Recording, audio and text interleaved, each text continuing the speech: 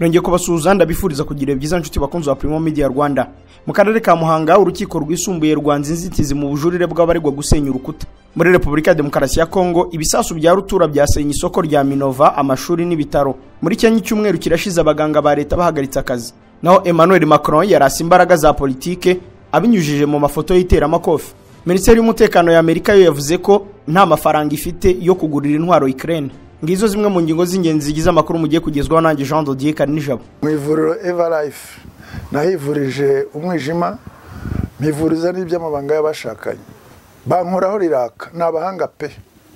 Nyuma yo kugira ikibazo cy'imisemburo mike bandangiye ivuriro Eva Life ndarigana baramfasha, icyo kibazo kirakemuka. Nyuma naje kujyana n'umubyeyi wanjye afite ikibazo cya hypertension, ubu ngubu n'umuziba. Nashishikariza abantu bafite ibibazo by'imisemburo bigatuma batabyara, bigatuma imihango yabo itaza neza nkuko bikwiye, kuba mwagana ivuriro Eva Life bakabafasha. Murakoze cyane. Ivuriro Eva Life rikorera Nyabugogo rimaze kuba ubukombe mu Rwanda no hanze yarwo mu kuvura indwara bakoresheje imiti y'ibimera kandi itunganyijwe neza mu buryo bw'ibinini, poudre cyangwa liquide.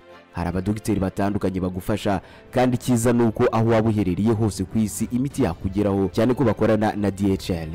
Mu ndwara bavura twavugamo nk'iz'imyororokere zose, kurangiza vuba no kubura ubushake, indwara zifata abadamu zose, igwingira ry'igitsina, indwara nk'umwijima, diabete, amara, igifu, asima. Abifuza kuva ku biyobyabwenge nabo barabafasha. Ku bindi bisobanuro wahamagara cyangwa ukandikira muganga. Eva Life, icyizere cy'ubuzima. Aya makuru tuyahere kuri Perezida Kagame wasabye abagize guverinoma goza umuturage ku isonga. Perezida wa Repubulika y'u Rwanda Paul Kagame yarayasoje umwiherero w'abagize guverinoma warumaze iminsi birubera mu ntare Arena irusororo, asaba abawitabiriye gora bazirikana iterambere ry'umuturage. N'umwiherero waganiriwemo ingamba zitandukanye zigamije iterambere rirambye biturutse ku gukorera hamwe. Ubutumwa bwashyizwe hanze n'ibiro by'umukuru w'igihugu Village Urugwiro bugaragaza ko Perezida Paul Kagame yasabye abayobozi kugira ibakwe ryo gushyira imbere abaturage mu byo bakora byose bagamije gufasha igihugu kugera ku ntego cyihaye. Intego y'umwiherero watangiye kuwa 2 tariki ya 19 z'uku kwezi ni ukurebera hamwe uko abayobozi barushaho kugira uruhare muri gahunda zigamije kugera ku ntego u Rwanda rwihaye mu by'ubukungu n'imibereho myiza y'abaturage. Ni mu gihe u Rwanda rushaka kuba igihugu gifite amikoro aringaniye mu 2035 ndetse n'igihugu gikize mu 2050. Umwiherero ni igikorwa kimaze kumenyerwa kuva mu 2004 aho abayobozi mu nzego zitandukanye bava mu biro bagahurira hamwe kugira ngo bungurane ibitekerezo ku buryo barushaho kunoza inshingano zabo. Abanyeshuri 500 batangiye kwiga ububyaza ku buntu. Minisiteri y'ubuzima mu Rwanda hamwe n'abafatanyabikorwa bayo batangiye gahunda yo kongera ababyaza mu Rwanda, aho kwikubitira abagera kuri 500 batangiye kwigira ubuntu muri kaminuza zitandukanye mu gihugu. Minisante hamwe n'ikigega cy'abanyamerika gishinzwe iterambere mpuzamahanga biyemeje gufatanya gukuba 4 umubare w'ababyaza mu Rwanda mu gihe cy'imyaka iri imbere.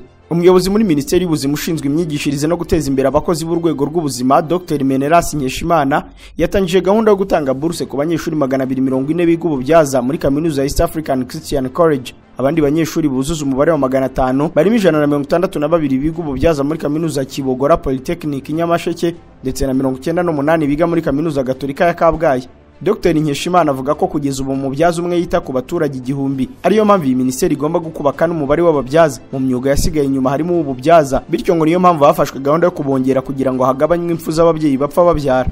Ni mu gihe inama y'igihugu y'abaforomokazi abaforomo n'ababyaza kugeza ubivuga ko ababyaza bose mu Rwanda basaga gati 2,000. Naho Muhanga urukiko rwisumbuye rwanze inzitizi mu bujurire bw'abaregwa gusenya urukuta. Urukiko rwisumbuye rwa Muhanga ruherereye mu murenge wa Nyamabuye mu kagari ka Gitarama rwatesheje agaciro ubusabe bw'abantu 9 ku nzitizi barugaragarije zo kuba bafunzwe binyuranyije n'amategeko ku byaha bakurikiranywe. Ku munsi w'ejo kuwa 3 rwisumbuye rwafashe umwanzuro wo gutesha agaciro inzitizi zagaragajwe n'abaregwa n'ababunganira ko impamvu batanze zidakwiye kuba urwitwazo rwabafasha kurekurwa bakabura n'abari hanze.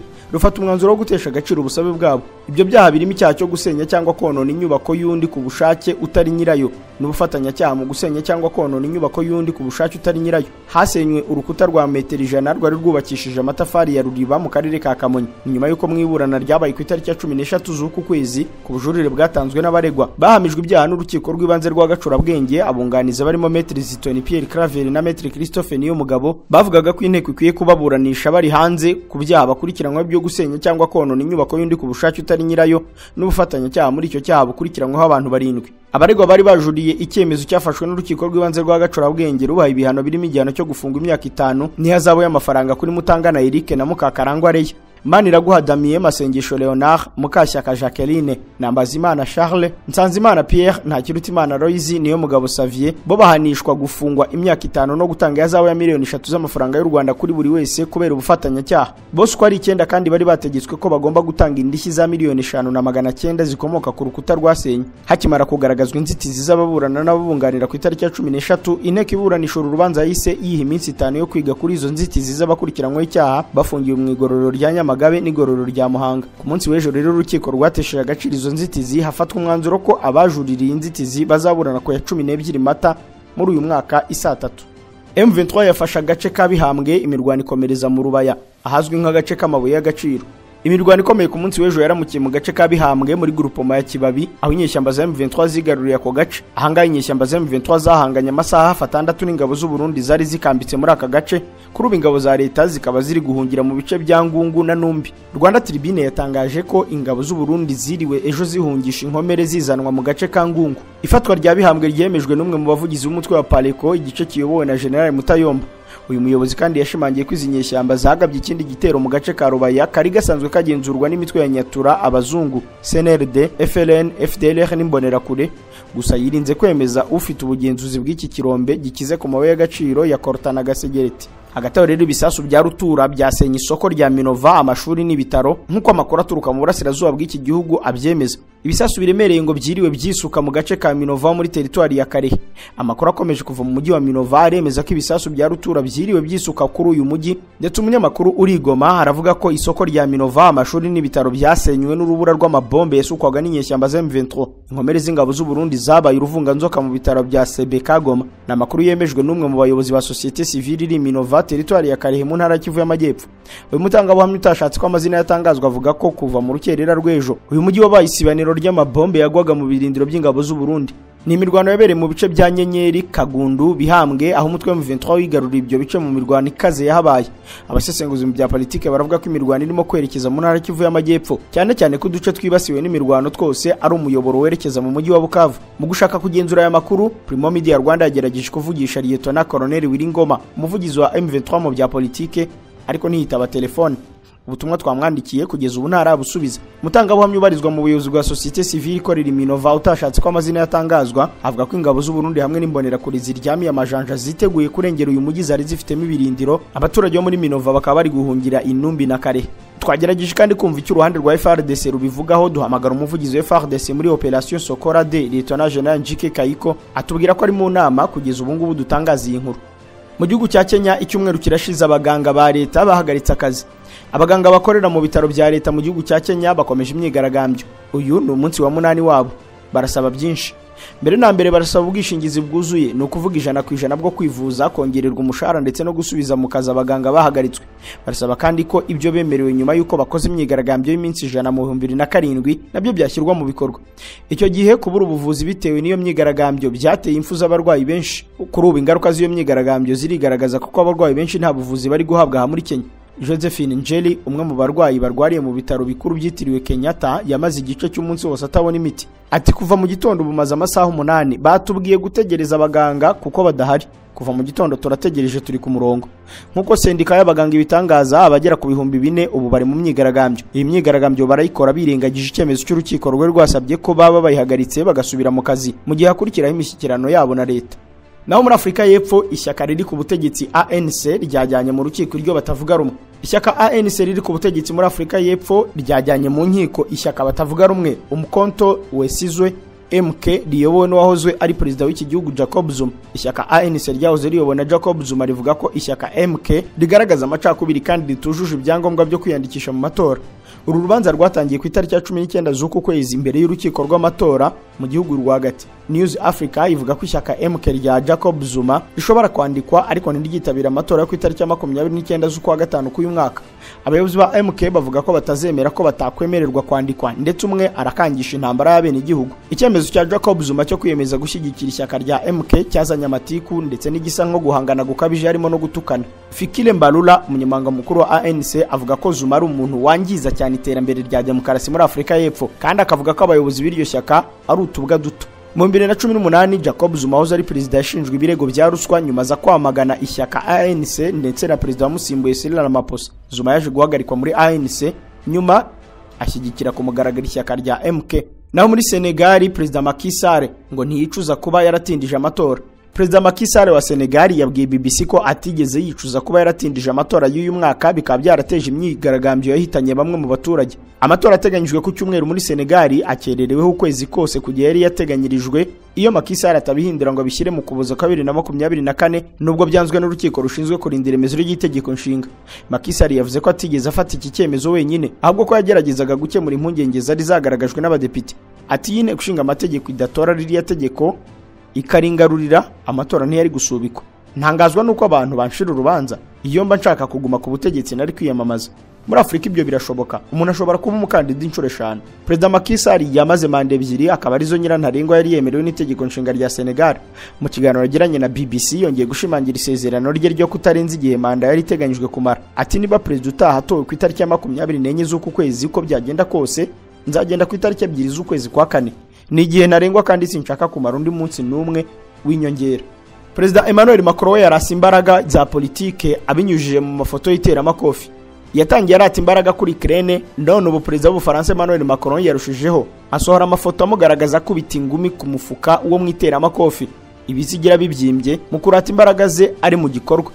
Umufotozi w'uyu perezida w'Ubufaransa yatangaje amafoto 2 ku rubuga rwa Instagram nyuma y'iminsi Macron atangiye kugaragaza mu ruhame umurongo w'ibitekerezo byo gushoza intambara kurushaho ku Burusiya. Bidatinze uyu Loki akaba wa munyamerika Rocky Marciano wabaye icyamamare mu iteramakofi yahise atangira kugarukwaho cyane ku mbuga nkoranyambaga. Wenda mu buryo butabura kwibazwaho, abandi bibajije niba ayo mafoto hari ukuntu yongerewe imbaraga. Ababishidikanyaho bagarutse ku ngano y'ibizigira bye, bongera gutangaza iyo foto ari mu iteramakofi Macron imyaka 46 noneho afite ukuboko kunanutse kurushaho. Abandi bateye urwenya batangaza amafoto ku rubuga rwa X yafashwe na Soazing de la Missionnelle bavuga ko agaragaza Macron ukunda gukina iteramakofi arimo kwitegura guha ingumi Uburusiya na perezida wabwo w'imyaka 71 Vladimir Putin. Aya mafoto atangajwe hashize igihe gito Macron yumvikanishije ko kohereza abasirikare b'Ubufaransa 2,000 muri Ukraine ari ikintu gishoboka. Macron numwe ku rutonde rurerure rw'abanyapolitike bagiye bashishikazwa no kurata ubuhanga bwabo mu mikino. Mu nkuru yabaye kimomo, perezida Putin yagenze ku ifarashi yanitse agatuza ndetse akunze no gukina umukino wo kunyerera mu rubura cyangwa gusohora za video zimugaragaza akina umukino njyarugamba wa judo. Mbere Macron yagarutsweho cyane mu bitangazamakuru ubwo yagaragaraga mu ifoto yirekuye cyane yambaye ishati atafunze ibifungo, imwemwe ziri ku karubanda. Mu kwa 11 mu mwaka ushize umugore wa Brigitte Macron yavuze ko perezida Macron akora imyitozo y'iteramakofi inshuro 2 buri cyumweru. Na Minisiteri y'Umutekano ya Amerika yavuze ko nta mafaranga igifite yo kugurira intwaro Ukraine. Amerika yatangaje ko kugeza ubu Washington nta mafaranga ifite yo kugurira ibitwaro Ukraine mu ntambara yihanganishijemo n'Uburusiya, gusa ngo izakomeza ishyigikire. Lloyd Austin, Minisitiri w'Umutekano wa Amerika, yabitangaje nyuma y'inama yagarukaga ku kibazo cya Ukraine. Yijeje inshuti ze z'Uburayi ko ubutegetsi bwa Joe Biden butarota butezuka mu gushyigikira Ukraine nubwo Washington kuri ubu nta mafaranga ifite yo kuyigurira ibikoresho. Austin yagize ati ingabo za Ukraine ziri mu bibazo bidasanzwe n'intambara ikomeye. Abasivile ba Ukraine bari mu bitero by'urudaca bikoresha misile z'Uburusiya n'amadrone ya Iran. Rero ubutumwa bwacu uno munsi nuko Amerika itazareka ngo Ukraine ikomeze kugerwa amajanja nubwo nta mafaranga dufite yo kuyigurira intwaro. Hagati aho Lloyd Austin ntabwo asobanura neza uburyo Amerika izafashamo Ukraine kuko inama y'abadepite n'iy'abasenateri itarimo kwihutisha gahunda y'amafaranga yari yateganyirijwe Ukraine. Na amafaranga ubutegetsi bwa Biden bwavuze ko bwari kohereza Ukraine nk'imfashanyo ya gisirikare ya miliyoni 300 z'amadolari, ariko bikaba bigikomeje kugibwaho impaka. Aya makuru tuyasoreze kuri Biden n'ubundi wibagiwe igihugu gishya giherutse kwinjira muri OTAN. Perezida wa Leta Zunze Ubumwe za Amerika Joe Biden yongeye kwibeshya avuga ko igihugu cya Norvège ubusanzwe kiri mu byatangije umuryango wa OTAN aricyo kimaze umwaka umwe kiwinjiyemo mu gihe yashakaga kuvuga Finland. Biden yabitangarije muri leta ya Nevada mu bikorwa byo kwiyamamariza guhagararira ishyaka rye ry'abademokrate. Ubwo uyu mukambwe w'imyaka 81 yitiranyaga ibyo bihugu yagarukaga kuri Henry Kissinger wigeze kuba minisitiri w'ububanyi n'amahanga wa Amerika wapfuye mu mpera z'umwaka ushize. Biden yavuze ko ubwo yaganiraga na Kissinger imbere y'urupfu rwe yamubwiye ko ibihugu byinshi by'Uburayi birebera Uburusiya kure ndetse ko binafite ubwoba ku buryo bikeneye Amerika. Biden kandi yakomeje avuga ko Kissinger yamwibwiriye ko amushimira kuba yarakomeje umuryango wa OTAN. Asubiramo ibyo nyakwigendera yamubwiye, Biden yagize ati yarambwiye ati hari ukuntu wafashije Uburayi kunga ubumwe, waguye OTAN n'imipaka yayo ufasha Sweden na Norvège kuba hamwe, ibyo byahinduye isi. Sweden na Finland nibyo bihugu binyamuryango bishya biheruka kwinjira muri OTAN. Finland yabaye umunyamuryango wa OTAN mu 2023 mu kwezi kwa kane, mu gihe Sweden yinjiyemo mu ntangiriro z'ukwezi kwa gatatu uyu mwaka. Biden amaze igihe agarukwaho mu itangazamakuru kubwo kwitiranya ibintu byinshi, harimo abakuru b'ibihugu, ibihugu ubwabyo ndetse n'ibindi. Byaherukaga kuba mu ntangiriro z'uku kwezi ubwo yavugaga ko Amerika itakabaye yaragiye muri Ukraine, nyamara ashaka kuvuga muri Iraq na Afghanistan mu ntambara iki gihugu cyagiyemo mu 2003. Imibare igaragaza ko 63% by'abantu bakuru b'abanyamerika batizeye neza cyangwa batizeye na gato ubushobozi bw'ubwenge bwa Biden bwo gukomeza kubabera perezida. Nshuti bakunze wa Primo Media Rwanda, iyi nkuru ya Biden no kwibagirwa bya hato na hato niyo dusoreje amakuru ari kugarukwaho muri iki gitondo. Reka mbashimire ko mwarimu yakurikiye. Ngedi Jean Dodier Kanijabo, tuze kongera guhura mu bindi biganiro no mu yandi makuru ari imbere. Mukomeze kugira ibihe byiza.